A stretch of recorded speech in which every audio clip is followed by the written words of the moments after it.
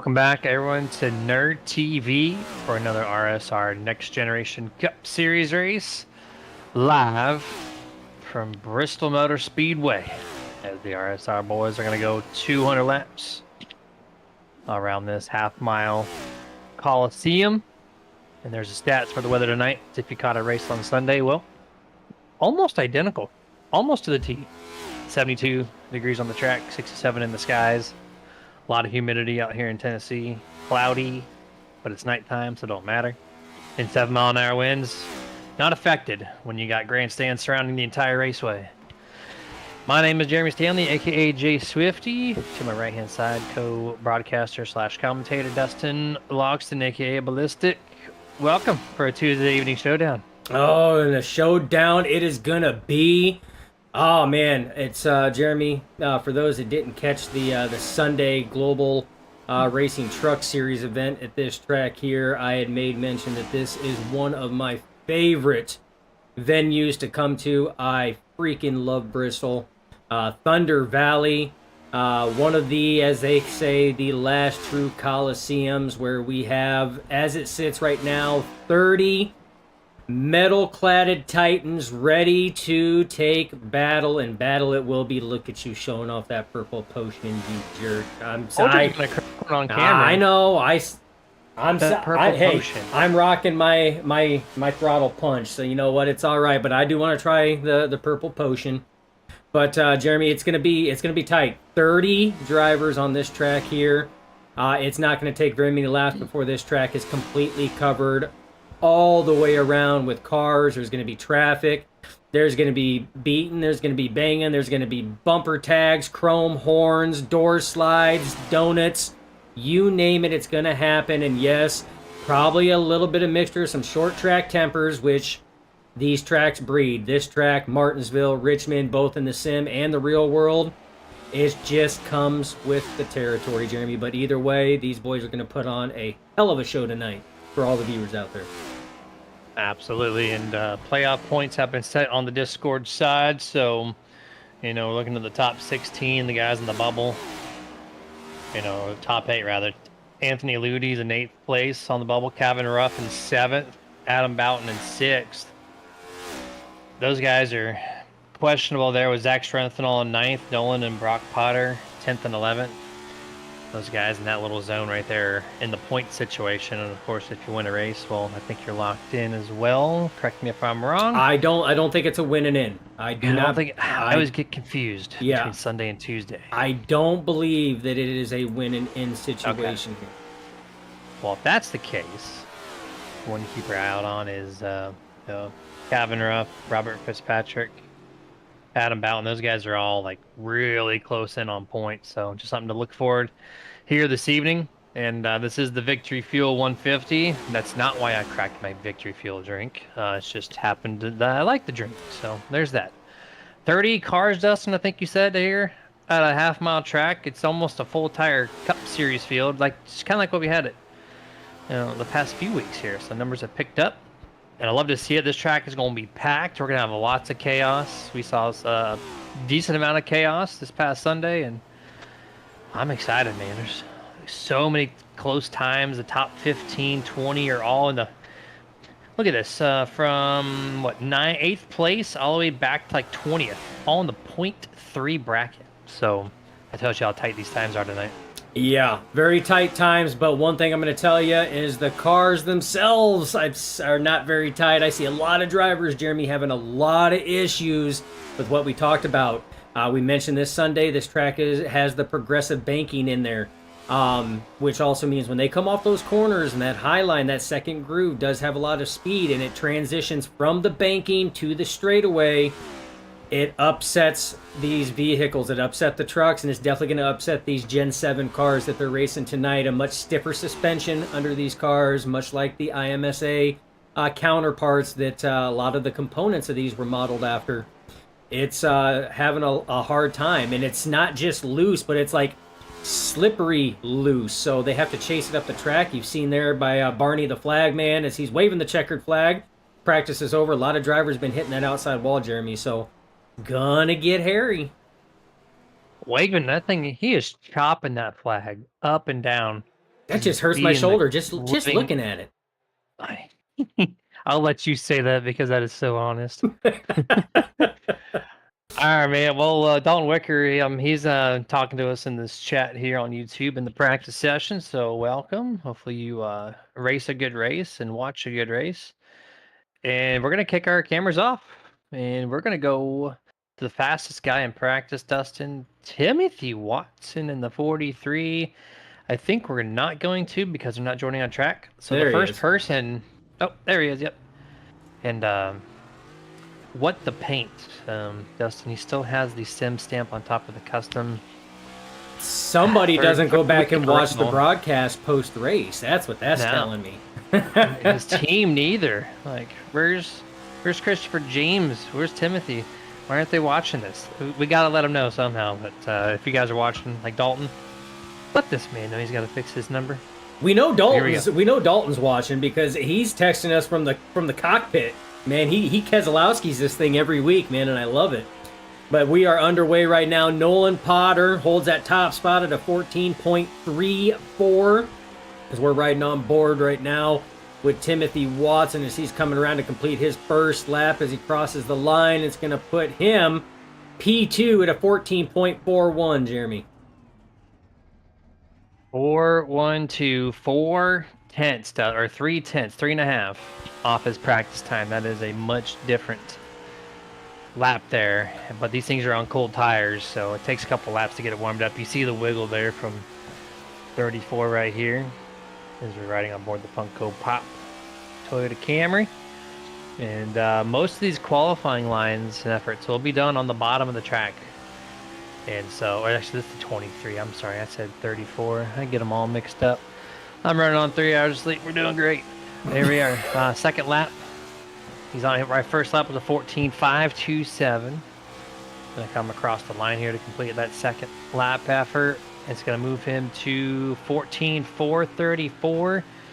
But Dustin, that's only good for 20th almost. Yeah. And I mean, these times are close. I mean, if you look at your scoring tower right now, your pole time is a 14.34. Right now, Christopher James in 19th at a 14.63. Jeremy, that is only a 3/10 difference almost from first to almost 20th position. How close these times are. Now, granted, it's not going to be anything like this in the race because you're going to sardine pack all these cars in here, all 30 of them, in for 200 wet and wild, crazy laps at this Coliseum. It's going to be a good show tonight. Wet and wild on a dry track. I had to say something confused. because they're slipping and sliding all over the place. So I had to do something. That just wet sounded a little bit better going wet and wild than icy and wild because that's the only other thing that you think of when stuff slides. We got to come up with something for you. We'll have something before this thing is over. And see, Dalton Wicker on the chats. I see Dustin. I'm gonna draw a blank on that name again. Telescopoline says, "Let's go, Tiny Toes."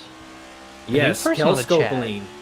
There we go, perfect. And then Ryman66R saying, "Let's go, Strogeny," and some Travis in 14.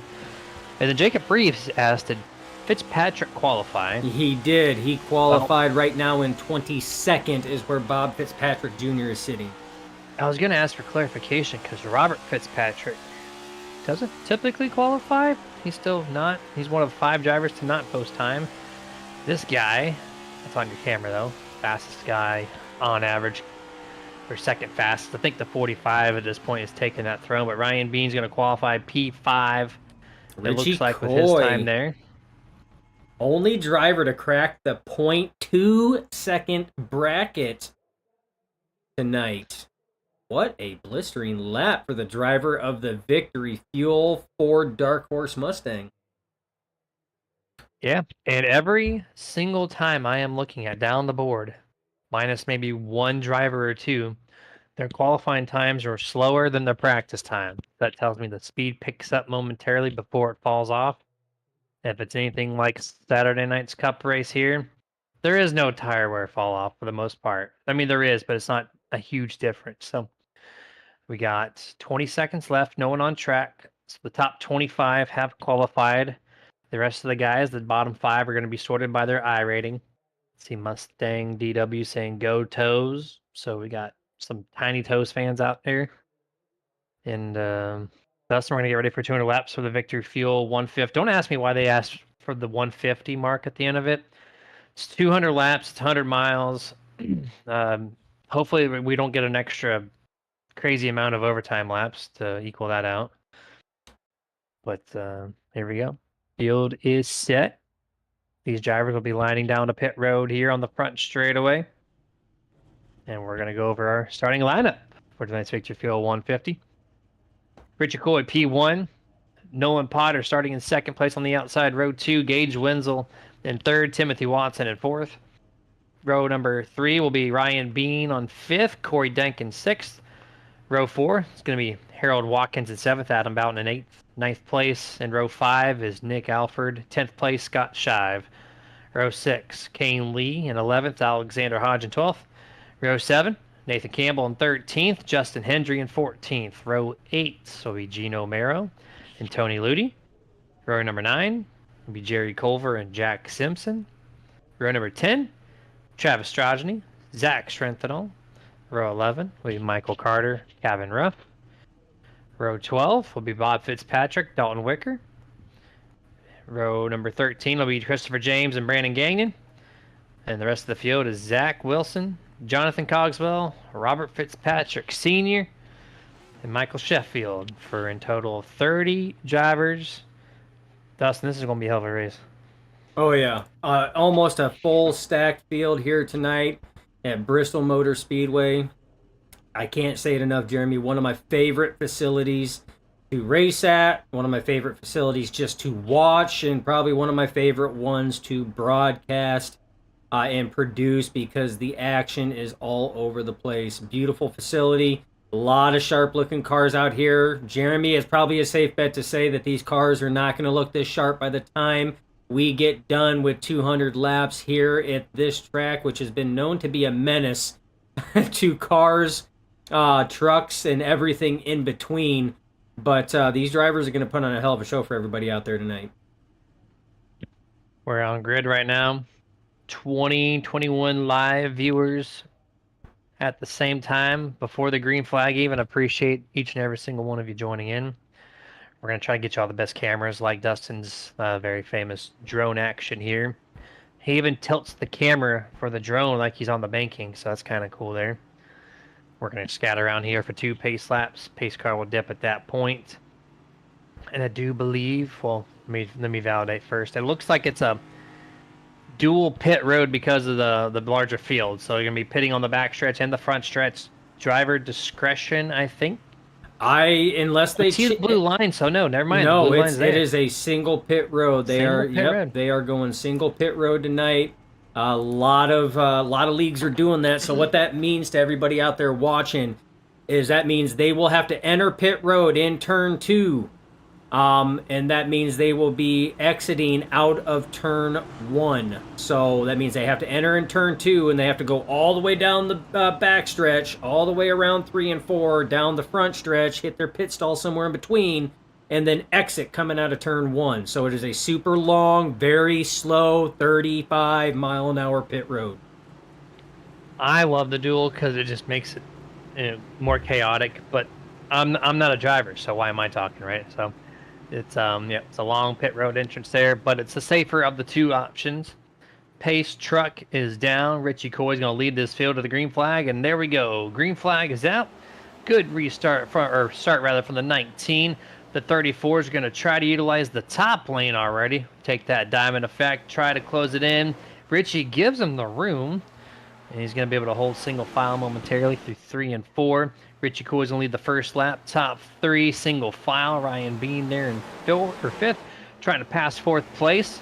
Timothy Watson. Those guys have identical cars. Sorry about that. Looking back a little bit through the field. There's Adam Boughton in the 94. Looking outside the 81, Scott Shive. They go single file. And you see a lot of lane swapping, Dustin. Oh, Kane Lee gets loose and a little bit of a tank slap there, but he's able to keep it going. And I was just getting ready to say that these guys had a hell of a start there with as crazy and chaotic as what it was. They were doing a really good job, and that one just Looked like a little help there from behind by the looks of it as we were going in. He had to check up for the 98 of Nick Alford, and Nathan Campbell trying to check up, just couldn't check up enough. Little bit of a chrome horn. Nathan Campbell backs off a little bit, pulls down and out of the way, trying to let Kane Lee gather it back up, and he is able to gather it back up. Just a little bit of left rear damage there, but Jeremy, that ain't nothing here for Bristol. There you go, a little bit of a plug thrown in on the YouTube side. Ron Harrington showing up. Tuning in as I just finished another Ronster wrap. His paint shop there, so welcome. Well, hold on, we're gonna back that up here. Caution flag for the first time presented by Boomer Button Boxes on lap number 7. This is gonna involve the number 12, Robert Fitzpatrick Sr. up in turn 1. He's going to come on the front straightaway. Contact with the 80s. He bounces off the wall and it spins him around to the outside. And he goes backwards on the track, locks it down, and caution is out just like that. Yeah, that one there, it looked like come off of the corner there a little bit. And he was coming up. Yeah, he came up and it kind of pinched the 80, and 80 went up, bounced off the wall, and unfortunately it was just a pinball, bounced off the wall and right back down in the right rear corner of Robert Fitzpatrick Sr. there. But the plus side on this one here, Jeremy, is we have the drone following him around. Minimal damage on the outside, and apparently the drone really likes going through the grandstands there. So we got next level technology here, folks, just letting you know. Not wrong there. Excellent drone shots, and it comes with some science behind it. Nobody else had that technology, guarantee it. And Ryman66R says, yeah, dual pit road is bugged, unfortunately, so that's why they don't run it. That's unfortunate, but thanks for that little bit of info. That is, because I'm like you. I think it adds a whole new level of, shall we say, complication to it, which usually increases and picks up the excitement value of it. Yeah, absolutely. Take our time right here to shout out series sponsor, BestOne Tire and Service.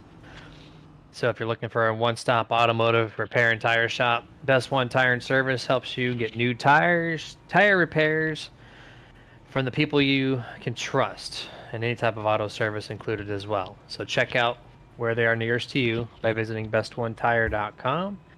Kevin Ruff, you see him on your screen right now. He works for this company. He pledges. He says it's well worth your trip. Take your car there. They're going to treat you well. And that's bestonetire.com.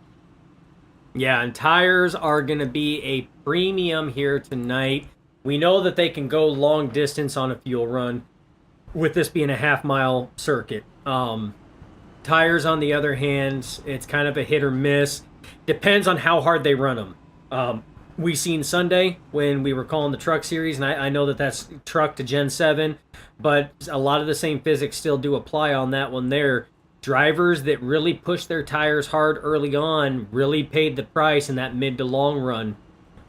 Drivers that paced themselves, and Jeremy, you and I, this is probably one of the areas that we struggle on the most, is trying to pace ourselves while everybody else is pushing it, and we see them getting further ahead of us. That natural racer's instinct wants to get up there and be competitive, and that's where you and I both struggle at quite a bit. So it is a very tough give and take situation. Just a quick note on the first caution. Me and you, without a question, said the 80 did the pinball maneuver, but they flagged the 12 for being at fault for the wreck, so he'll be at the tail end of the longest line, but that doesn't matter because he had damage anyway, so he's going to be there one way or another. Well, and I can see that, because, I mean, the reason why the 80 did the pinball was because the 12 drifted up out of the corner there and pinched the 80. The 80 was moving up to try to get away from contact, and that's when he pinballed off the wall and came back down. If the 12 hadn't have moved up and pinched, that the 80 wouldn't have gotten into the wall. So I can get that. I understand that, and I can back that for sure. Very good insight there. Green flag is back out. The 34, a little bit of tire spin allowing the 19 to clear him by 2 car lengths, getting to turn number 1.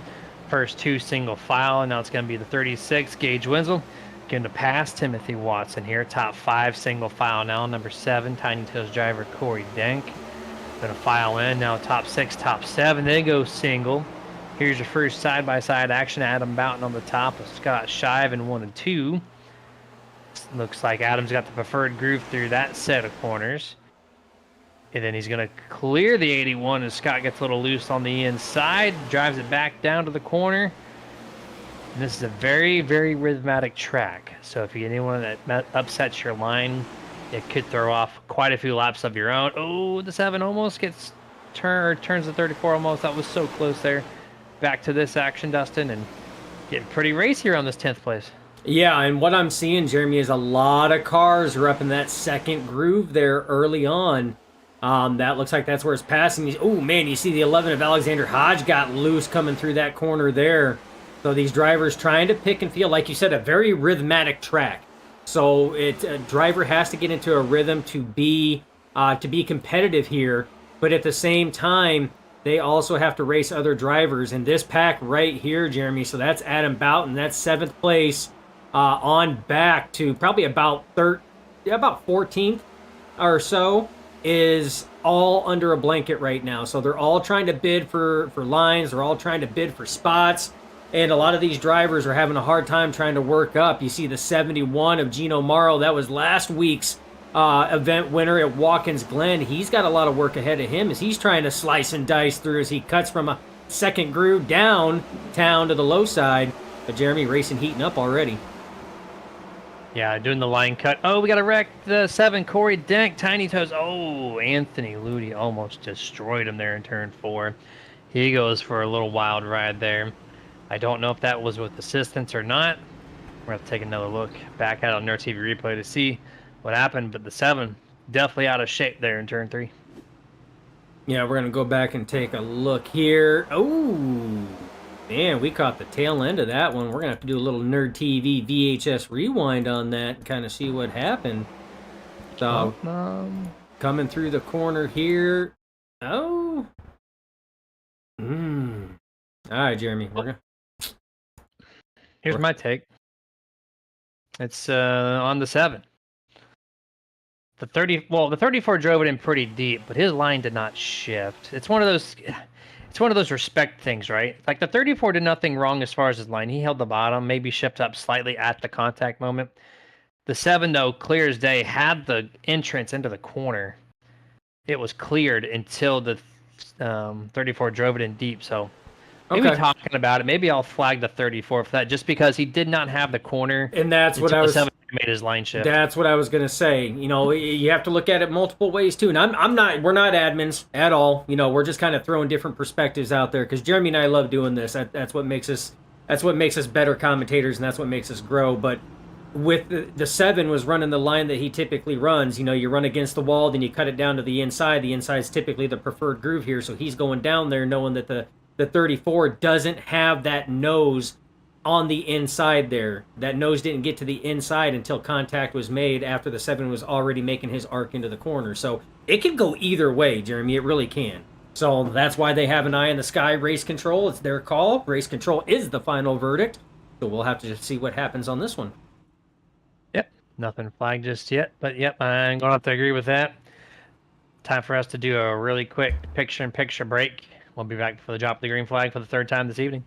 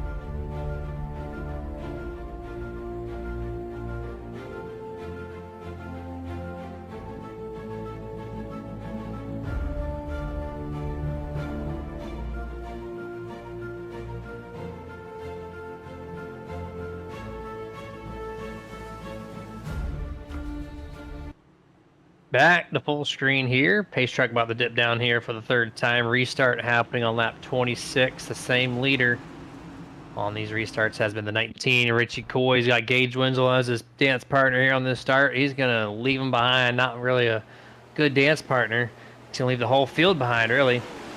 As we're getting off turn number 1, side by side, second and third. That quickly goes top 5 single file. Adam Boughton still running the top lane, trying to get himself into the top 5 for the first time tonight. Top 10 single file. There goes number 2. He's going to shift down below the 94 here in turn 1 and 2. Side by side goes him for 6th and 7th place. The 45, Nathan Campbell. He's going to fall at the top of the 94. And the 2 is going to back down. Gets a little loose. He's going to lose his spot to the 45.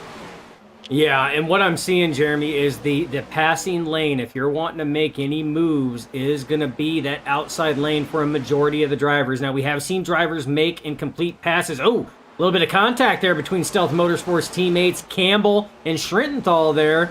It shot the 2 down the track, but as I was saying before, is you have to be spot on and ready to go. As you see the 45, Nathan Campbell trying his luck to the inside of Adam Boughton.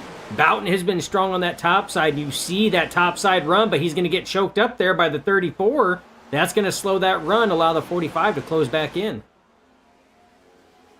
Just like that, this place cycles all the time for the top and bottom.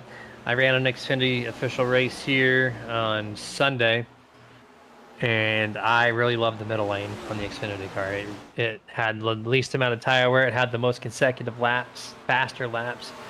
But these Cup cars are a whole different thing here. And so they're searching a little bit, but it looks like majority of the faster cars are running the inside, the middle groove. Still top 5 single file, 20 or 28. Ryan B gets loose. Here's looking at the 94. Almost 3 wide here with Nolan in the middle. Gets a great launch off corner exit. Almost clears Nathan Campbell there. Everybody else behind these guys would like to take the middle to upper groove as well, which is looks like that's the preferred lane for most of these drivers so far, Dustin, through 35 laps. Oh yeah, and this battle here has been going on now for about the last 4 laps, and like you said, almost had it 3 wide. That's a battle between Nolan Potter in the 34, Adam Boughton in the 94, and Nathan Campbell in the 45. Man, that's a whole lot of 4s in alliteration, but they've been really duking it out quite a bit. But for the most part, Jeremy, it is single file. You got a couple battles going on, but look at this, Jeremy. I mean, everybody is pretty much up to that high side. Reminds me of these Gen 7 cars and the aero package at Daytona and Talladega. You just get in a choo-choo train line on the top side and just start ticking laps. And that's probably what you're going to see here. There's going to be a lot of impatience, though. It is Bristol, so you'll see a lot of craziness, especially when these tires start to dip into the 15 to 15.5 second lap times. Almost completing 40 laps here, 2 laps from that mark. A lot of the guys right now still single file. They kind of scatter a little bit on the track. I see some cars bouncing off the outside wall. Scott Shive, Brandon Gagnon, 2 of the numbers that hit the wall of turn 1 and 2. And there's a little trick to the trade when you bounce the car off the wall. But at the same token, you got toothpicks for your rack and pinion setup. And so you don't want to damage the internals here. Here's one of the guys that has been scraping the wall for quite a few times, Scott Shive. Oh, see Alexander Hodge do it. Bounced off the wall there.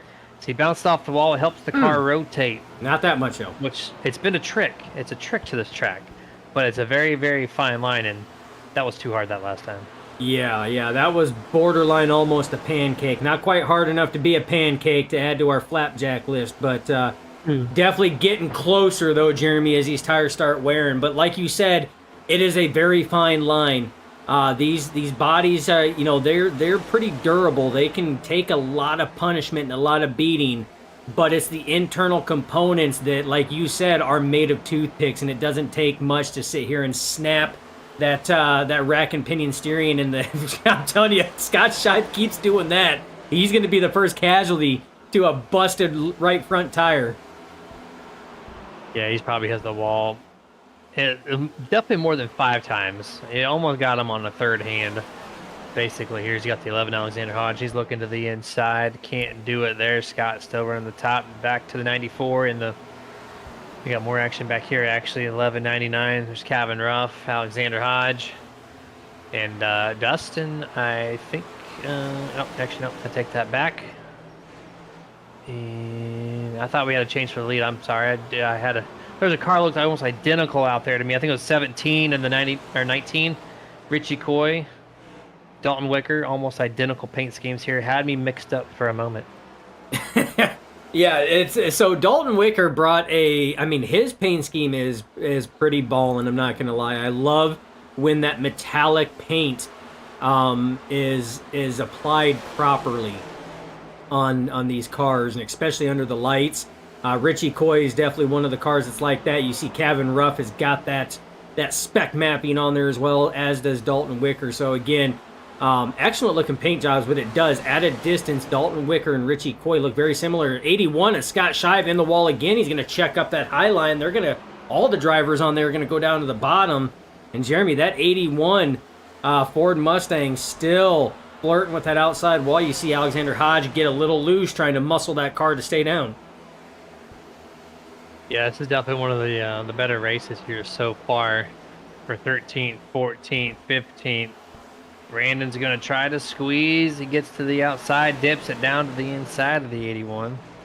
He's going to try to make the pass effort here. 81 just running a little too tight. Cannot put his car in the bottom at all because that thing would plow like a dump truck if he tried it.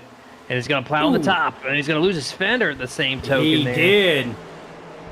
And he hits the wall again. This car is beat to hell, Dustin. He is desperate need of a first pit stop. Oh, for sure. Like you said, it's almost like he's struggling to keep that car down now. He doesn't have any front bite on it whatsoever. When he goes into that corner, that's just naturally where it wants to go. He doesn't have the ability like Brandon Gagnon did just the lap prior, be able to go from the high side to the low side, cut it low, and keep going. Or like Dalton Wicker and Alexander Hodge there on his inside. He's got no front turn on that. And you see how it's stacking things up right now, and these drivers have nowhere to go. Is Travis Strachny's going to try his luck on that inside there to try to get by? Drag race to the start-finish line as they dive it off into turn one. Just past 25% left in this, or completed in this race. Ryman66R on YouTube 10. That looks like a pack race back here. Just look at it. They are side by side, 4 rows deep. This is for 15th on back. So just really impressive stuff. You see some Brandon Gagnon action up there too, just outside the top 10. He's trying to do that. Almost goes 3 wide here. Dustin's got the drone camera out. Going to have a little bit of fun. Looking over the 14, the 81, as we go through cars like they're nothing. So that's kind of cool. New technology, I'm telling you. New technology. Little bump, little air turbulence. It's all good. Contact from the 11. You saw it right there on the left rear quarter panel of the 91. Saves it, so that was a good job there. It's going to fall back to the 7. Corey Denk, who's just trying to cycle his way back up through the field, Dustin. He was top 5 driver, but it is tough to pass here as he gets loose. He's only got himself up to 20th place.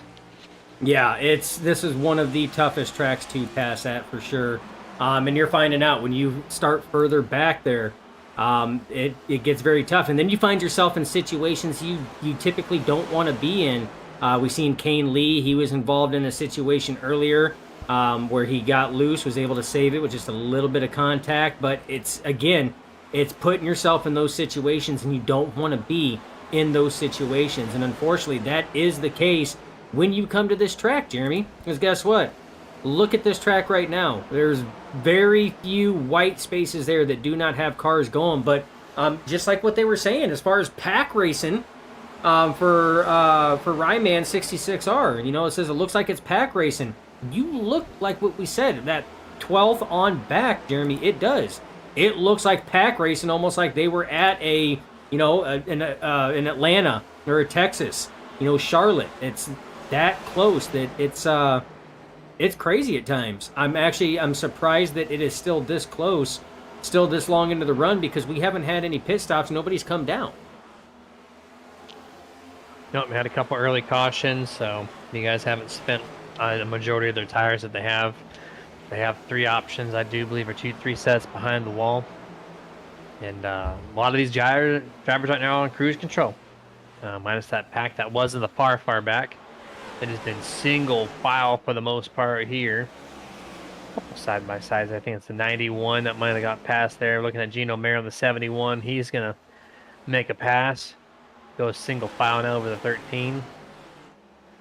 And it's kind of calmed down a little bit here. Dustin, we're going to turn up the tunes. Listen to the sounds of going around Bristol. We'll be back shortly.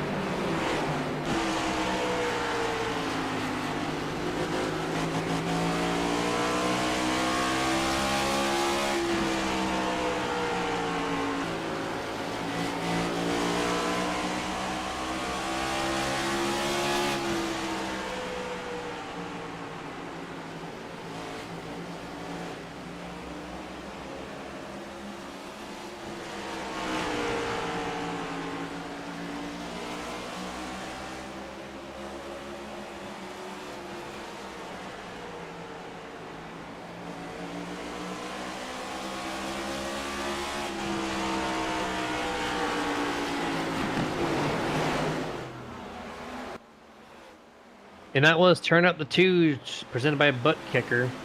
As we had some drone cameras, a lot of single still shot camera angles off the walls of this place. Fantastic coverage around this entire half-mile facility. Not a bad angle at all, Jeremy. We were talking about that.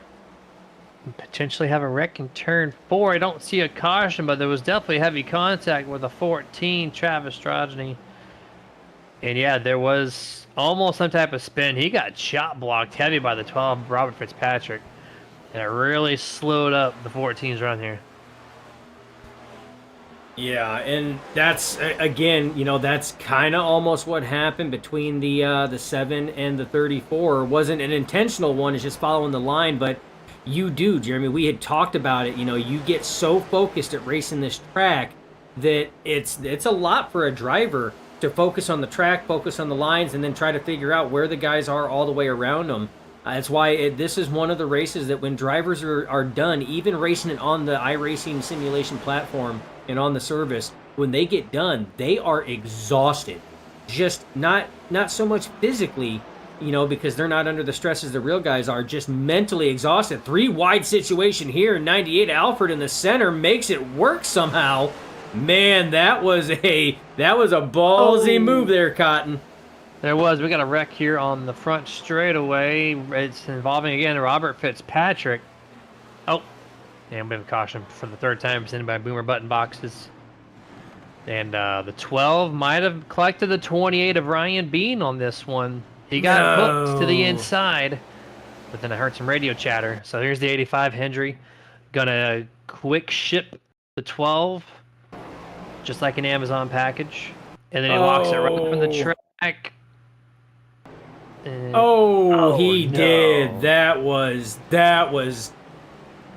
hard impact to the front nose of that car. Wow, was not expecting that at all. It just got loose there and right up the track, and it's a tough call because if you're watching on replay, you're like, why don't you just go low or high? But in the moment, you don't expect the car just to stop in the middle of the track. You expect him to go down, up the track, down the track somewhere. And so he made a choice, and the 12 did not move. And it's super unfortunate. That's a really fast car right there. Yeah, it really is. And here's the thing. I mean, Senior did what drivers are supposed to do. He locked it up. You see the tires are locked up. The downside to that is when those tires are locked up, you can't steer. You can't do anything. So he locked it up to try to prevent from going up in the track, but he stayed locked up, which is why he kept drifting further up into the racing lane where Ryan Bean was at. At that point in time, letting off of that brake enough to crank that wheel back down left to get out of the racing groove, could have possibly worked. And I say could have because there's a lot of other stuff that could have been going on. He could have had steering issues on that as well, so even letting off the brakes and trying to turn left to get off the apron, down onto the apron, still may not have worked. It may have been something that was inevitable, but something that is not inevitable, Jeremy, is pit road is a busy, busy place for these simulated crews. Busy, busy, busy. A lot of these guys taking their first set of virtual Goodyears. So they got 2 more extra sets now behind the wall between now and 109 laps that are to go at the moment. Looks like 19 Richie Coy will be out first place. They got the 11 of Alexander Hodge in front. He's a lap down. He'll be cycling through as getting the manual wave around here. And 19 cars still in the lead lap out of the 30 entries tonight for the Victory Fuel 150. Dustin, Nerd TV Top 10 Recap. We're right at the halfway mark almost. It is a perfect time, I think, to get this done. Just so you guys can know where your drivers are at after 100 laps. Richie Coy, P1, started first. He's been there all night long looking like Kyle Larson tonight. Gage Wenzel, second. He's only up 1 spot. Very good situation for him. 3rd to 2nd. It's great to see the 36 in a strong contention for podium. 3rd place, Harold Watkins. He is currently up 4 positions from 7th to 3rd. Been a very, very quiet night for the 23 so far. Hopefully continue that path onto the podium route. 4th place, Nolan Potter in the 34. Been involved in 1 wreck. 5th place, Brandon Gagnon from 26th to 5th, up 21 positions. Then you got Gino Mero. He's up 9 positions. Bob Fitzpatrick, hard charger right here, 23rd to 7th. Big gains here for the 3. Nathan Campbell, he's up 4, and Nick Alford down 1. That's Nerd TV Top 10 Recap. Had to cut it short because Pay Truck is dipping. And Waterford Concepts Top 10 Recap. There you go. Appreciate that. Waterford Concepts Top 10 Recap. I called it the Nerd TV being selfish. Thank you for correcting me. Waterford Concepts LLC on Facebook. Please go check them out. But restart here. 71 Gino Mero. Blinky, blinky, blinky. It's not Christmas yet, sir. Turn down the blink. See the 23. He's gonna look to the inside. Not gonna happen. Very impressed with Gage Wenzel's run so far. Oh, I was about ready to say that. It's good to see Gage running very well and a very quiet night, which is a great thing. Just him and Harold Watkins right behind him. A quiet night at Bristol is a great night, and it's showing right there. Just like Richie Coy, besides talking about him being in the lead. Very quiet night, stay out of trouble, and look what it's doing. That's your top 3 right now, but really impressed with Gage's short track ability. So it's good to see that 36 team up there running as well as what they are thus far in the event. Racing still heating up back here, Jeremy. This is right around that 10th place. It's actually the race for 10th. Kane Lee holds a position. Corey Denk wants the position, but it looks like Kane Lee is going to be able to surge further past. And actually, Kane Lee is going to go to the attack on the 45 and Nathan Campbell. So he's trucking forward after his early race incident that put him well off the pace, but he was able to rebound back. Definitely a good rebound. By the way, that incident involved the driver that he's passing right now on the track. That was the 91 and the 45 that actually caused that first one. And these two here are duking it out side by side. A little bit close there on the door scrub. I don't know if actual contact was made. Oh, Shive! Ooh, Shive almost LePage the field right there. Oh, my. I don't know if Doyle Lawrence will be continuing to watch these things, but the chilly trousers was in effect for those guys. Pass for the lead for the first time, potentially. Gage Wenzel able to keep the exit on the inside lane, side by side with the 19. He's going to go blinky, blinky. No. And this is there he is. A large blinky, blinky. Yeah. Still, almost there, has to give it up, but the 36 is not holding back right now. Yeah, and we were just talking about Gage too, having a very solid run. Richie Coy is a very tactical driver. He's gonna race you clean, but he is very precise on the moves he makes and when he makes them. So, Gage is in a whole new league among other drivers because he's actually able to stay up there and was actually able to get side by side with Richie Coys. We got a wreck going on right now. Looks like it's going to involve Michael Carter. Yeah, Michael Carter in the 8, getting really racy back here, and the 8 kind of did it to himself. He got loose off of turn 2, across a big traffic jam right behind him, and you're going to see it on the Nerd TV replay. There's the loose. Oh! Swipes the 3 of the 98 4 wide momentarily here. There goes Jack Simpson on the top. Passes through. Hits Alford, hits Bob Fitzpatrick a little bit. And like that, there's your next caution. Yeah, got loose off the corner, and unfortunately, Jeremy, we have proved the whole the whole physics thing, man. Two forms of matter cannot occupy the same space, and unfortunately, that space was already occupied by Bob Fitzpatrick Jr., who did no wrong on that one there. Got a little bit of right front nose damage there on the clip crossover there, but did no wrong. He was right there. Even if he would have slammed the brakes on, what was already happening was already happening. But this is the way of Bristol. There is just no room whatsoever at this track. So if things start going, you have minimal time to react. We're talking milliseconds to sit here and react because it stuff starts that quick, and 2, you have minimal room to try to get an evacuation route away from danger. So it is tough. That's why they still call this the last true Coliseum for motorsports racing. Not the LA Coliseum. No. That's Bristol. That's non-existent in my book, Jeremy. You and I have had many conversations about that. It was a fun event, but it should have just been a one-time exhibition event. This is the last true Coliseum, and always will be in my book. I don't care what else they bring into play. No. Hey. We're on not to Bowman Gray.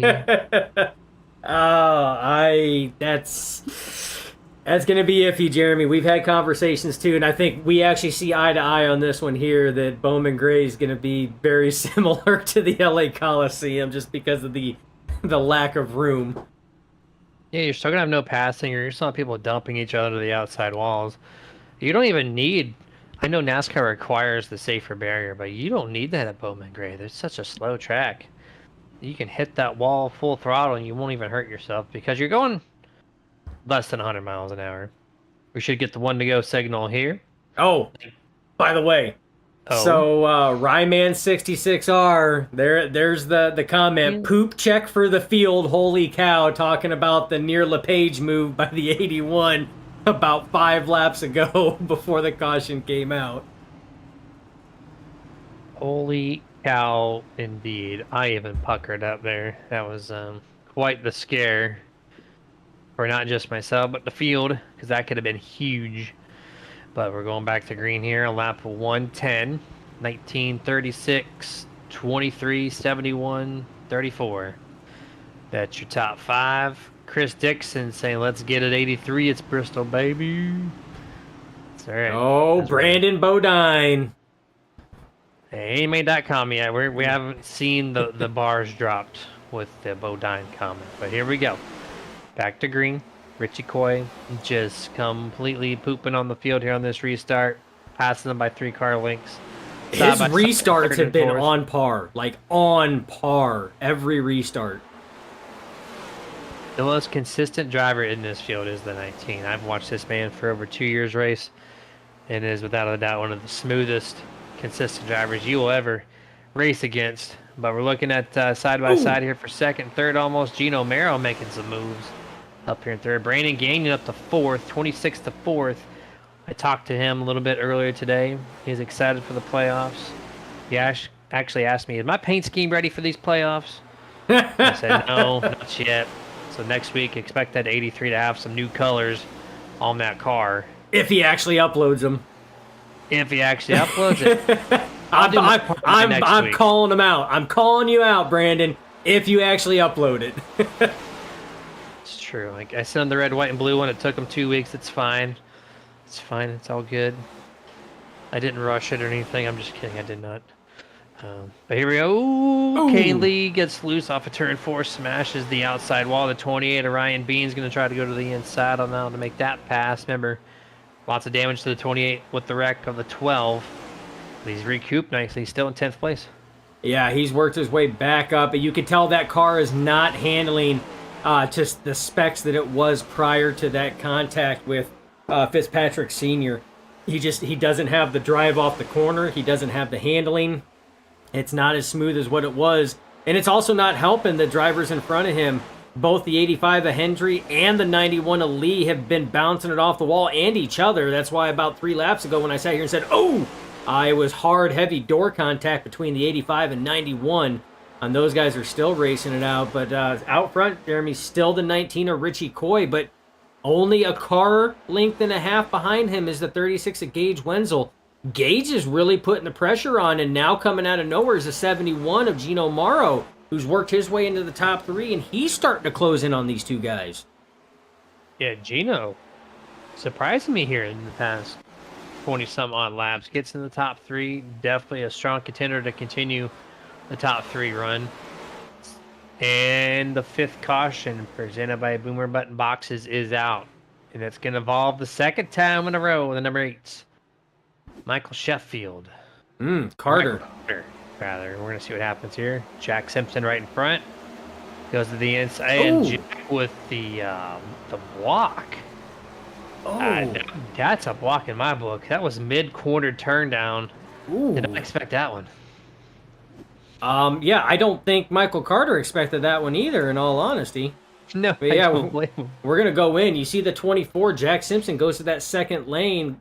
That opens it up for Michael Carter, and look at that turn down by the 24, right, and just plants it right on the nose of the 8 there.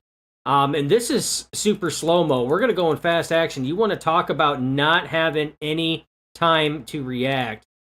The Oakley visor. Oh, we're just going to go roof cam. No time to react. He's down here all of a sudden. Whoop. Oh, hey, hi. And off and around they go. That's a graceful spin from the 8-2. The 24 got hit. He went around, and then Michael Carter just casually just got loose like he's on ice. Like you keep saying. It's a good analogy for these guys. A lot of them are slipping and sliding here. Oh, they are. Yeah. Pit road's full. I think it's our time to finish out the rest of our commercials that we have for video. We'll be right back.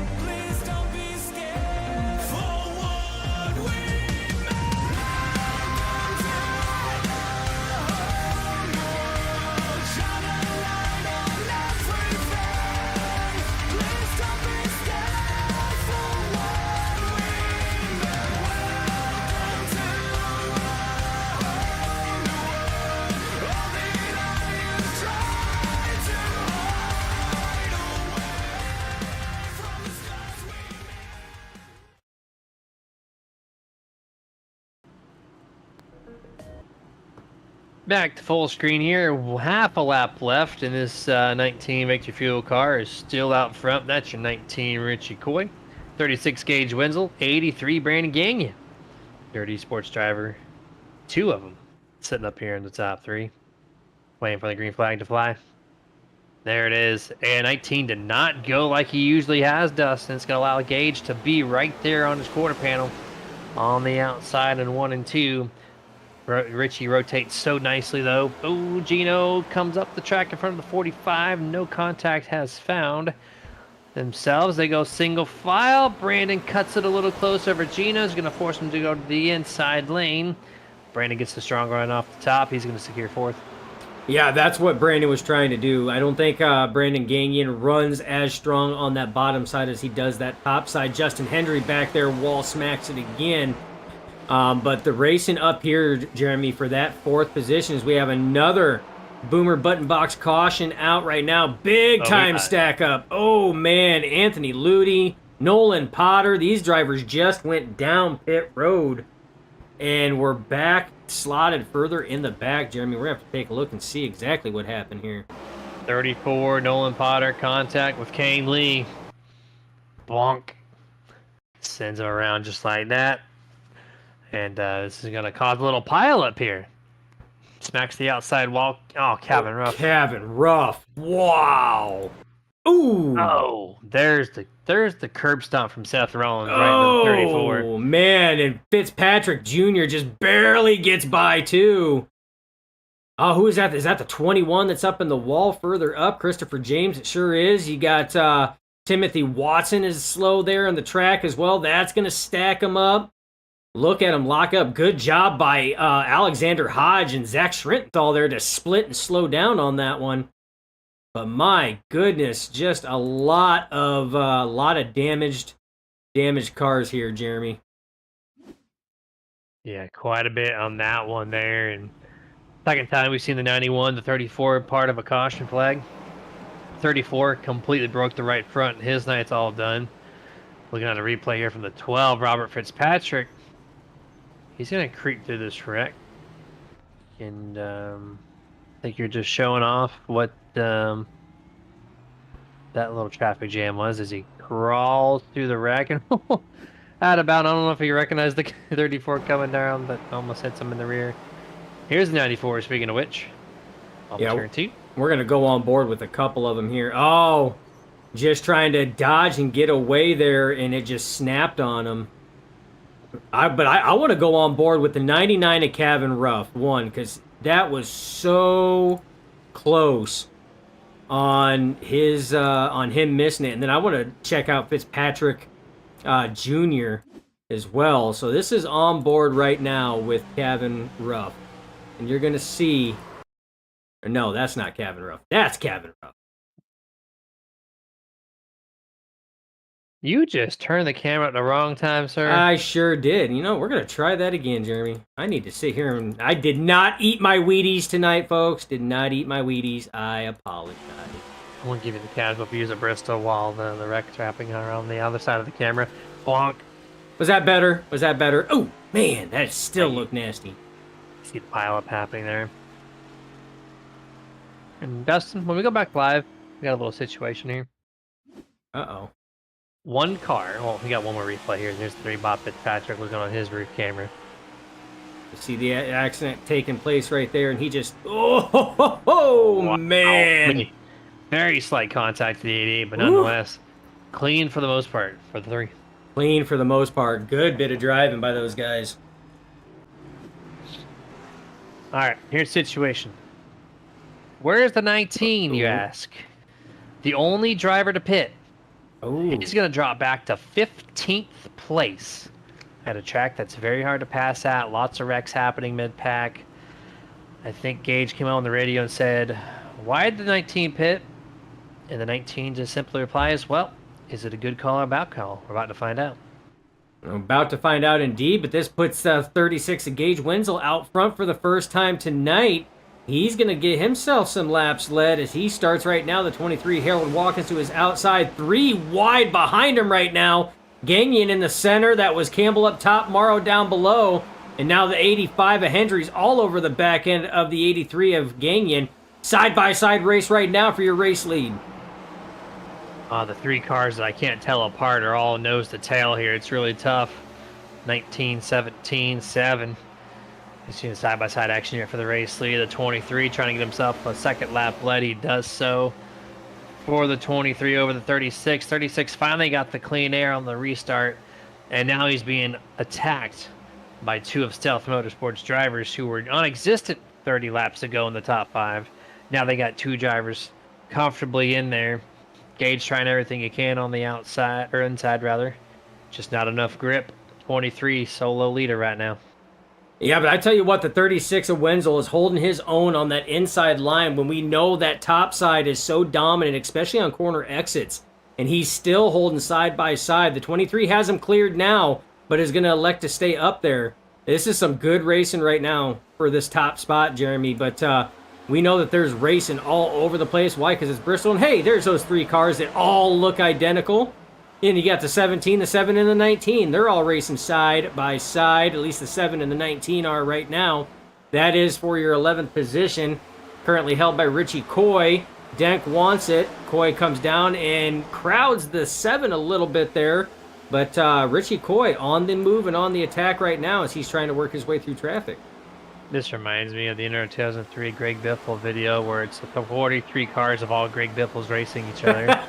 I remember that. Passing Biffle as Biffle gets past and Biffle drafts Biffle around the outside of Biffle. Oh, Richie Coy on the outside of Dalton Wicker. Oh, man, good stuff. So many good memories there. It's the 3 Spider-Mans, man, pointing at each other. It is. Who's who?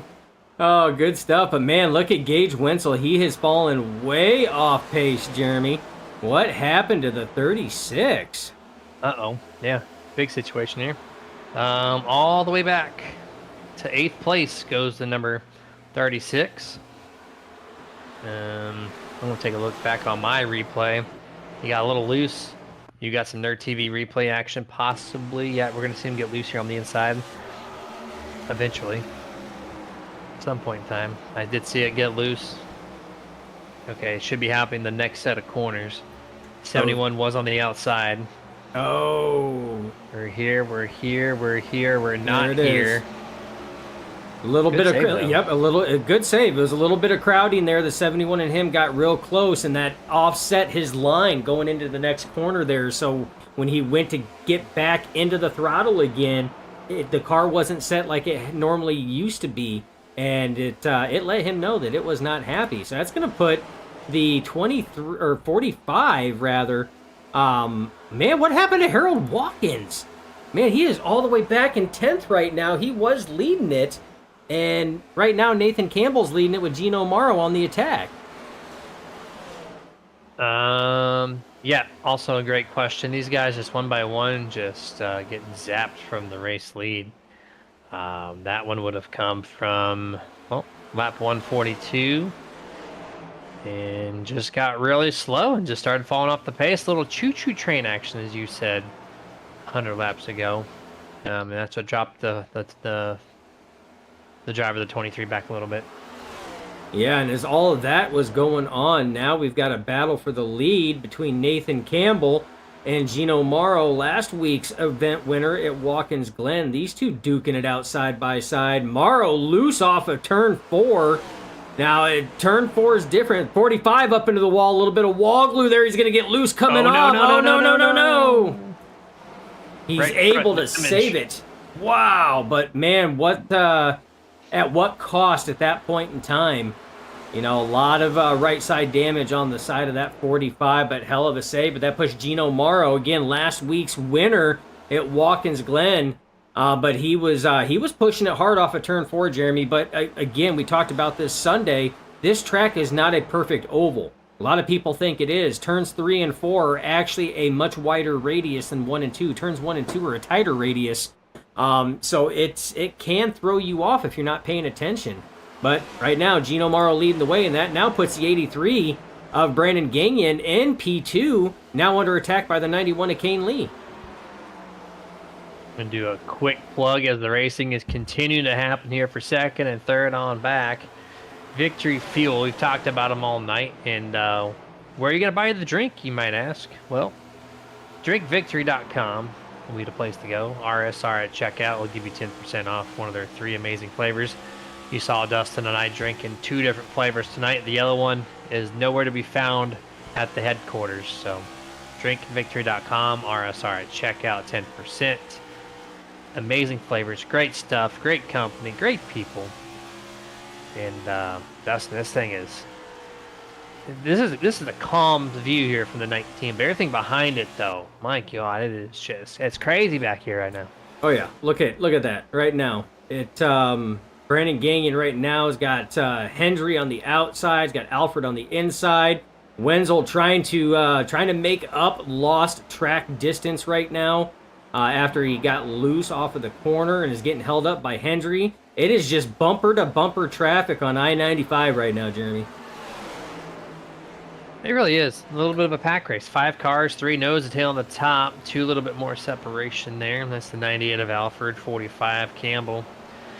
Alfred finally gets cleared of the 83 Gagnon, who was second place about 10 laps to go, dropped back to 6th. So it almost looks like if you're running second place, you get cursed. Like I said, 3 or 4 drivers back to back just fall. And now we're looking at Ryan Bean and Kane Lee. Oh, what in the past was the... Can we hit the Nerd TV replay, VHS rewind? That the 28 pulled a Chastain almost, I feel like. He makes the contact and then just full throttles it into the wall. Oh, wow. And it worked flawlessly for him. Look at that.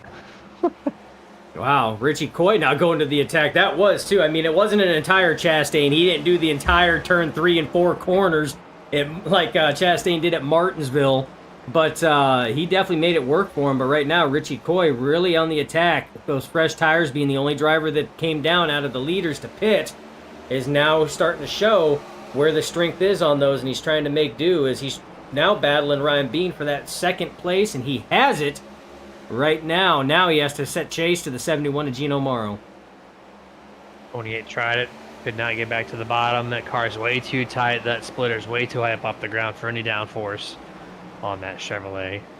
And yeah, now Richie Coy is trying. Oh, okay. Well, Kane Lee, don't knock the man down when he's already hurt. He just ran right to the back of the 28 there. Maybe we can get that We Got Beef segment button right now. Possibly. Who knows? Single file, though. 20 is going to go to the inside where it's nice and tight, nice and snuggly for him. Yeah, Passes the that was 13. that was a hard hit. That was almost a hit to let you know, hey, you're in my lane. 3 wide right now. Kane Lee in the center. Campbell low. Contacts made. Yo. Oh man, it is getting hot and spicy over here. Nice and spicy, doesn't Nathan Campbell ask. Well, it's the end of a Bristol race. That's why it's spicy. Speaking of spicy, race lead under attack. This is why the 19 took tires, because he wants to pass 14 cars and regain what was his all night long. Richie Coy, Victory Fuel, just running circles around these guys like he's Kyle Larson. Literally and figuratively. Gino putting on a strong fight here on the second and third groove, though. 31 laps remaining in the Victory Fuel 150. But the tire advantage to the 19, the consistency to the 19. Except for that, don't talk about consistency because, well, he made a boo-boo there. It's like Fight Club. We don't talk about Fight Club. That's the first rule. Apparently, we don't talk about consistency because broadcaster's curse is a thing. But that's a rare moment that you see out of the 19. But that was good side-by-side racing there by the 71. But somebody else, man, Nick Alfred. Look at this guy coming on strong as now he's pressuring the 71 of Morrow, trying to take that second place. And he's just slowly behind the scenes, very quietly been following Richie Coy through the field and is now battling for second place. And I don't think it's going to be a very long battle, Jeremy. He's going to have it coming out of the corner. Nope. On the radio, Gino Mero with the sportsman-like thing did not have to do it, but he said, go ahead. So he allows the 98 around for second place. How many second-place drivers allow the third-place driver to go around with under X amount of laps left? It's a pretty professional call there from the 71, knowing his weakness was not to be competing with the 98. And, well, you got to be smart too, Jeremy. I mean, you're coming to the end of the race. Would you much rather finish in the top 5, possibly podium, if it keeps going the way that it does, or would you much rather be racing and be involved in a wreck and finish, maybe just outside the top 15? So it's points racing. It's smart racing here. Talking about tight racing here, Hendry, Wenzel, Watson. These guys been duking it out. Oh, contact there between Hendry and Wenzel. Going to put Wenzel there. He drifts up, though. It's going to allow Watson to close in. Hendry on the outside, door to door as they dive it off into turn 1, still side by side. These guys giving a hell of a show tonight, too. Wenzel maximizing that corner inch into the turn 3. And a little contact to the outside wall in turn 4. All is cleared. But yeah, look at the pack is just brewing right here. 23 laps to go. These guys are 2x2, high and low, loose, tight, mixing and matching. They're just doing everything back here. Not for the race lead, not for your top 5. But needless to say, this is pure entertainment here from our perspective. And this is why I love Bristol. Contact between Watkins and Hendry there. A little bit of drift up from the 23. But as I was saying, this is why I love Bristol. There is action everywhere. When you've got 25, 30 cats on this field, all bidding to try to get the best finish possible, this is the type of exciting racing you have. Side by side, not giving an inch check up there. Oh, Schrintenthal keeps it out of the wall, though, but slows way up to do so. Schrintenthal got the worst of that exchange there, losing a couple spots. Tiny Toes trying to pass Gino Mero now. Roughing him up just a little bit to gain the spots here. These guys have been nose to tail. It's fixed setup racing, and these guys are identical this entire run. As they're still struggling to get around the 71 here. Putting on that fight that we talked about earlier. Oh, and he is too. I mean, he's putting, I tell you what, I give credit to Gino. I mean, he's been putting on that fight up there. He has not been making it easy at all for these drivers to pass. If they do get by it, they can honestly say they earned that position because Gino will fight them for 3, 4, 5 laps before they finally prevail on him. So Gino's trying to maximize everything he can right now. Corey Denk has the advantage there, but you see that high line run. You see Dalton Wickers move to that top side behind the 71 of Mero. Now he's going to dive back down again. Denk still does not have him clear. Still side by side, Jeremy. What a race. between all the 7s and 1s on the track. 17, 7, 71, Three 3 wide. wide with the 21, the 13. Go 2 by 2 now. Faster cars on the top or the bottom. They're gonna make 2 for 3 on the pass. Gino Mero's gonna lose more on that exchange. So, okay, so this last restart here, we had Gage Wenzel who was first. He's now in 12th. Gino Mero was in the top 3. Now he's 6th. Nathan Campbell somehow worked his way back to the top 3. There's been a lot of drivers who were in that top 5 that just faded on straight up tire wear. And now we have 12 laps to go next time by. And Richie Coy, Nick Alford, Nathan Campbell, top 3. You know who's looking like the smart cat out of this whole deal, Jeremy? 19. That guy right there. Everybody questioned him. Gage Wendell said, hey, why the 19 pit? And what did Richie say? Well, I don't know. Was it a good idea? Or was it not a good idea? We're about to find out. I'm thinking that we're finding out right now, Jeremy. 11 laps left in tonight's event. And Richie Coy is out to a commanding lead right now over the 98 of Nick Alfred. So he's diving it off into one. Over 2.5 seconds behind is now Nick Alfred and Nathan Campbell as these drivers are duking it out for P2. Oh, wreck.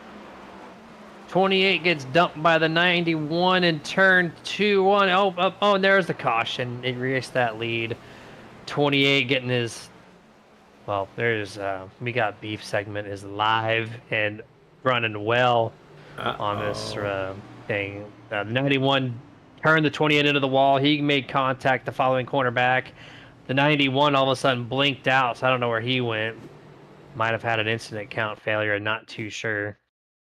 But there is the dump from the 91 to the 28. It's going to put him into the wall. And then the 43 gets turned off the 23's nose, I believe, as we get to turn 2. That's actually what brings the caution out right there. And that one there looked like the 23 came up off the corner. But that could have been a natural drift up. But we're gonna go back and see what actually caused all of this stack up, because this wouldn't have happened if it wouldn't have been for the stack up. So we're actually gonna go back to this situation here. So again, crowding, contact, slide. Apparently, Ryan Bean thought that this was the dirt version of Bristol, as he wanted to sit here and power slide it all the way around. And then contact is going to be made right there. And this is where the beef comes in. That's the beef segment there. Yeah, that's right there. You see the 91, he disappeared right after that contact. That tells me he lost, or he backed out DNQ, or didn't a DNF rather, because of incident points. Incident points, yep. I'm going to have to say that you're probably right there, because I am not seeing the 91 anywhere else in the session. So, yeah, I'm going to have to say that is going to be a black flag DQ on the 91's part for hitting the incident point limit. So they do over here at RSR have an incident point limit to try to maintain control over some of these drivers. And Bristol, Jeremy, is definitely one of the toughest ones to maintain on that, because especially if you're wall tagging a little bit, that's a 1x here, 1x there. That stuff starts adding up. I got a couple plugs to put in here, but first, shout out to seeing 30 live viewers on YouTube at one time. Excellent view coverage. I'll allow it. Viewage. Let's do it. Viewage of this race. I will definitely combine those words. It is my word. Nobody else can have it. Viewage is the term. But we got 2 more partner shout outs before we go back to green flag here. I got to get them in. Dusty Pete's Gifts and Collectibles been partners with us for, what, a year and a half, maybe 2 years now at this point. Yep. So DustyPete's.com, official hobby store, collectible action figures, bunch of comics, I think over 1,000 plus. They got NASCAR diecast, tons of collectible trading cards from all your favorite cards, whether it be sports or fictional monsters, whatever it is. Head yourself over to DustyPete's.com. Super Nerd, going to save you 15% on your order of $20 or more online. And then the last one of our newest partners, Race EPI, Elite Performance Industries. I know this is a fixed setup league, but if you have a official or a league race that's open setup, look no further. Head yourself to raceepi.com today. You will, I guarantee it, will find checkered flag in P1 in one of the series that they promote setups for. So once again, it's raceepi.com. Yeah, and I want to shout out a few people. I know that we've kind of missed a couple of them. Ryman66 says the 8 just not getting any breaks. No, he has not tonight. Michelle Rittenberry in the chat saying Bristol is one of her faves. Well, ma'am, I would expect nothing less because you went to that track. Pace truck pulls off, green flag flies. Richie Coy elected to take the top side on that one there to get that good run in. He jumps out to a commanding lead. And Dalton Wicker in the 17 now. Whoa, here we go. Shaking and baking here. 3 laps to go, and now we got a 3-way race. Coy, Wicker, Morrow. There's your 3-way battle right now for that top spot. 2 laps to go. 3 wide, Jack Simpson hard into the wall. There's still 2, 3 wide here. Where are we going done? Gino trying. Close. White flag is out. Elevated Esports, 1 to go. We're 3 wide. Next car, there's 98. Alfred spins with Corey Denk. Still staying green. 19 gets passed, and Gino Merrill back-to-back weeks with the surprise. And Richie Coy. And Dalton Wicker just used the chrome horn on the 19 for second place. Oh, he did. It's not supposed to be for second place. It's supposed to be for the race lead. So the second place that was tough racing, but man, oh man, at the end of the day, you're going to get tagged and sent to 5th place, I think. Oh yeah, he there was not enough room down there for a car, and he just clipped him on that left rear there, and that just got Richie Coy out of sorts on that one there. Unfortunate break for the most dominant car tonight, being the 19 of Richie Coy. But Gino Morrow, back-to-back winner today and last week. He brings it home to victory lane. Jeremy, we'll be talking with him. Dalton Wicker and Ryan Bean somehow brings it home podium in P3 with that damaged car. Bonk. We had Dalton Wicker there. 71 Gino, back-to-back victories. This man did it clean. This man did, I don't know what kind of strategy he pulled to have that fast car there. I know some people pitted late, but man, what a strong finish for the 71 to get the job done. Dalton Wicker second. Ryan Bean with all the damage gets somehow into 3rd place as Gino is burning it down here for the Victory Field 150 unofficial results, and I definitely emphasize unofficial because we might see some things. Gino Merrill P1, Dalton Wicker 2nd, Ryan Bean 3rd, Harold Watkins 4th, Richie Coy did fall to 5th, Gage Wenzel 6th, Brandon Gagnon brings home 7th, Justin Hendry 8th, Jack Simpson 9th, Nathan Campbell rounds out the top 10. 11th is Gavin Ruff, 12th Nick Alford, 13th Corey Denk, and that is your last driver on the lead lap. 14th Christopher James, 15th Timothy Watson, 16th Anna Boughton, 17th Travis Strogeny, 18th Alexander Hodge, 19th Jerry Culver, 20th Zach Strenthal, 21st Kane Lee, 22nd Bob Fitzpatrick, 23rd Michael Carter, 24th on back, did not finish. That's Robert Fitzpatrick Sr., Nolan Potter, Tony Ludy, Scott Shive, Jonathan Cogswell, and Michael Sheffield was race control. Zach Wilson did not start. So technically 28 cars did start this thing from the grid. Dustin, we're going to go full screen. We got to gather up our excited / angry / wild emotions top 3. We'll be right back. Gonna be spicy. We'll be right back. Spicy.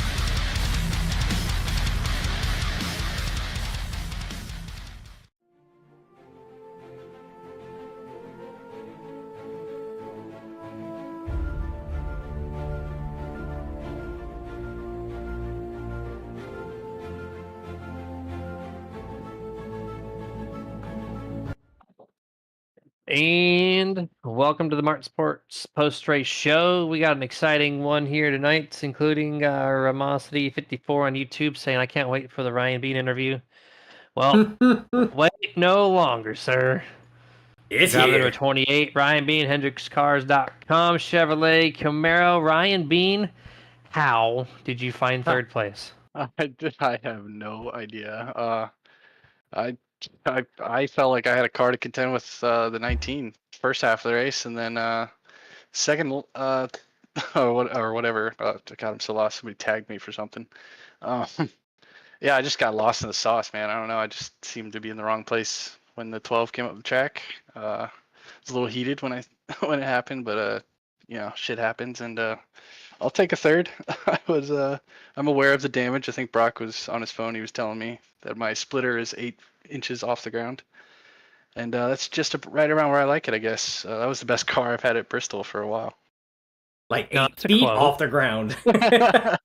Yeah, I was telling Brock, I was like, yeah, I can see my entire hood. I could literally read HendrickCars.com in my car, so I could tell it probably looked pretty, but I'm sure others are mad.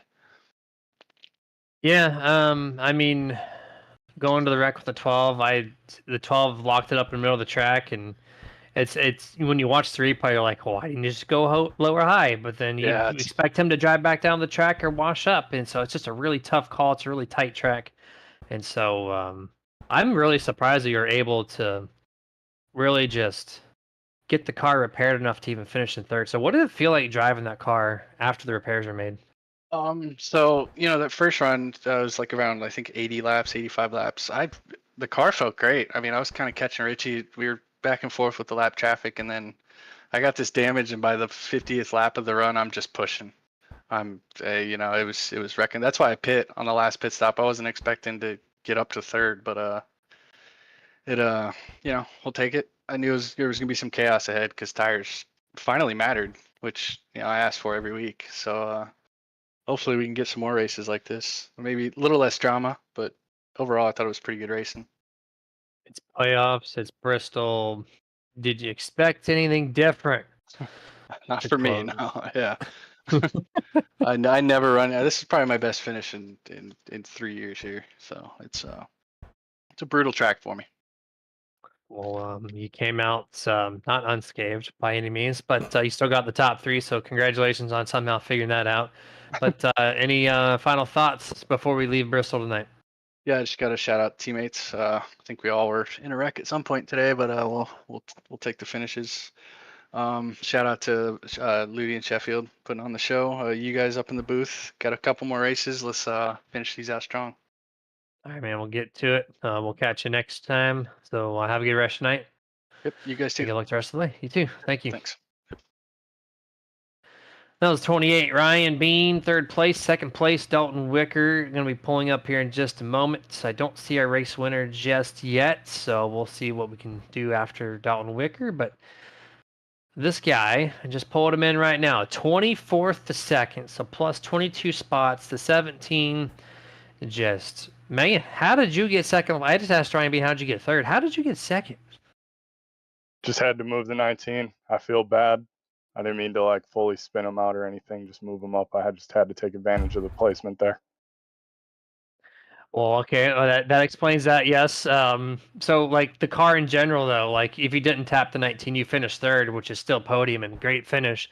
So the qualifying effort wasn't there. The practice times were a few tenths off. You and the 7 just were kind of like just driving through the field for the most part. Very parallel as far as lap times go. I think you pit on the final pit stop, right? And that was the difference. Second to last pit. Yeah, thanks to Corey. We were really going through the field there once we saved the tires early and just started coming to life.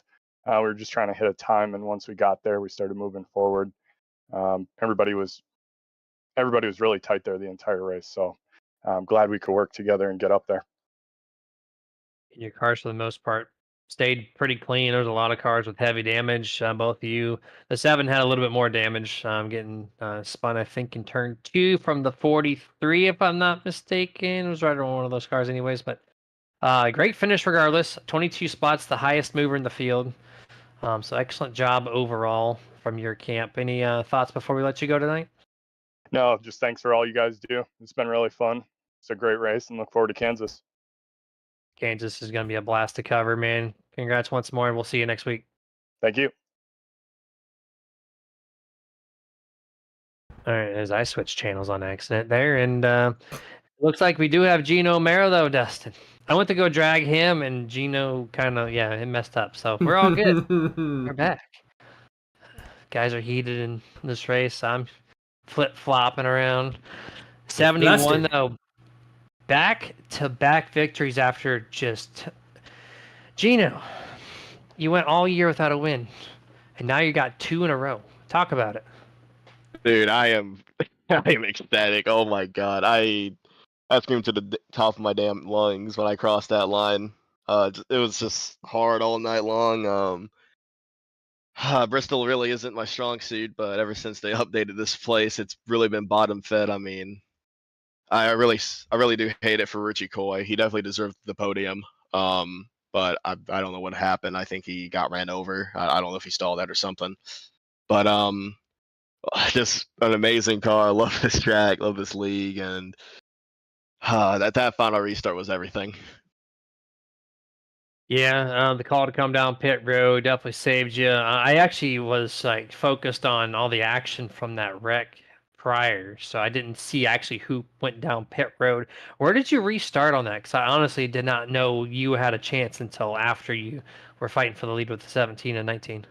Let's see. I think I was P6, and then there was just a massive stack up with the 98, I believe. And I didn't know what was going on. I'm like, okay, bet I'm taking. And the 36 got up into the marbles, and that's one of the major issues here.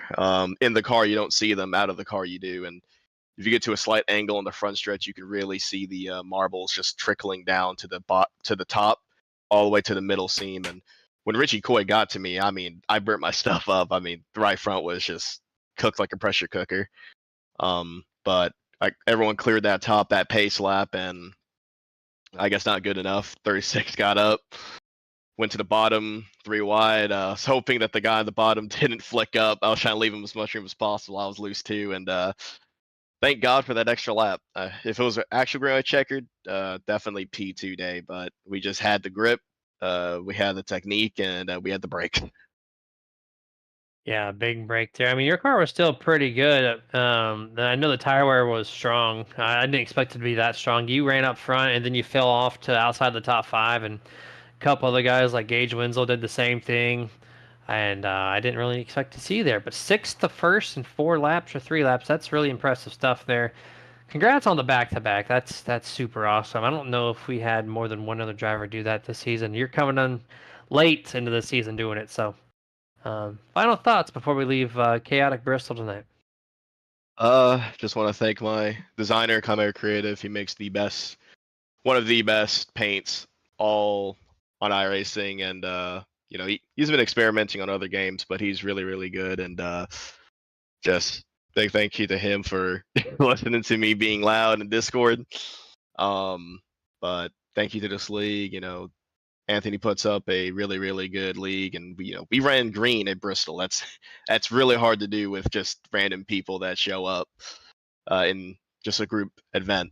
So it's really a testament to this league, and this league really does do the right things. Yeah, big shout out to him. Well, there you have it. Yeah, absolutely agree there. Gino, congratulations. Trifecta at Kansas next week. Go get her done. We'll see you sir. Then. Yep. All right, man. Good night. That was the 71. Gino Mero out of nowhere with the RKO. 6th to 1st in 3 laps, Dustin. Bristol, baby. That's all I It's can Bristol, say there. baby. It's Bristol. Hey, you know what? Though we seen everything that we talked about in the pre-race show presented by Martin Sports. We seen amazing racing action. We've seen side by side. We've seen cars beating and banging. We've seen cautions. We've seen chrome horns used. Everything that we mentioned on our checklist, Jeremy, I'm pretty sure we put a check next to it in this event. It was a hell of a show tonight. Even in the post race, we got admission to Rex. We had top of the lung excitement. Had beef. Um, We had beef. we had beef. We've seen people say, "I love 8-inch high splitters." There was a lot of everything. We saw the Chastain-ish style move with Ryan being late in the going.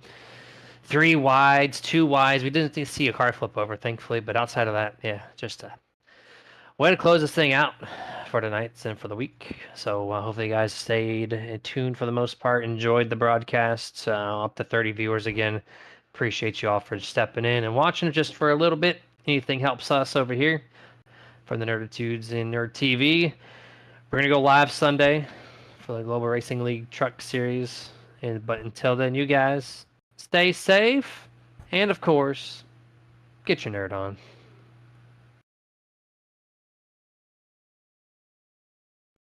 This presentation is brought to you in part by Martin Sports. Get the apparel, look stylish, be badass with apparel from Martin Sports. martinsports.gg. iRacing iFlag. Must-have flag marshaling system for any aspiring sim racer. Get yours today at iracingiflag.com. Boomer button boxes. Total sim control at your fingertips. boomerbuttonboxes.com. If you race hard, then you need to rock hard. And no station gets you harder than iRock935.com. If you're a collector and that's your game, then Dusty Pete's, that's the name. DustyPete's.com.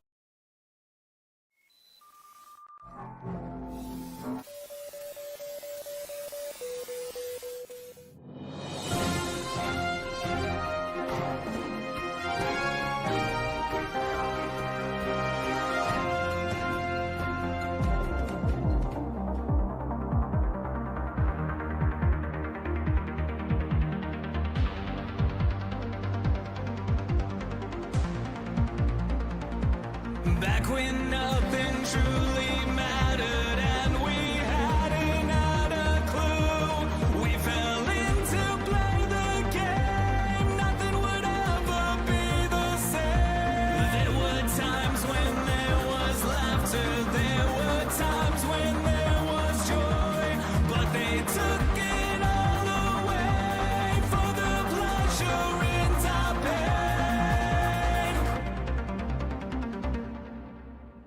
Welcome to shine a light on everything. Please don't be scared for what we know. Welcome to all the lie you tried to hide away from the scars we made. This is your chance to understand we did not design this plan that was built for you. There's nothing you can do. This is my warning, this is your sign that you can't go running high. We will fight for you. You know it to be true.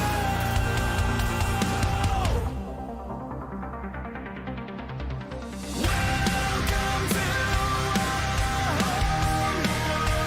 shine a light on everything. Please don't be scared for what we know. Welcome to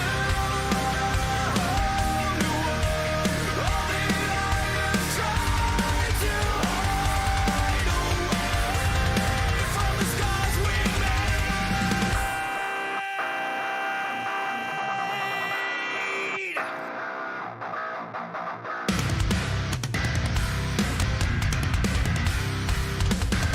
From the scars we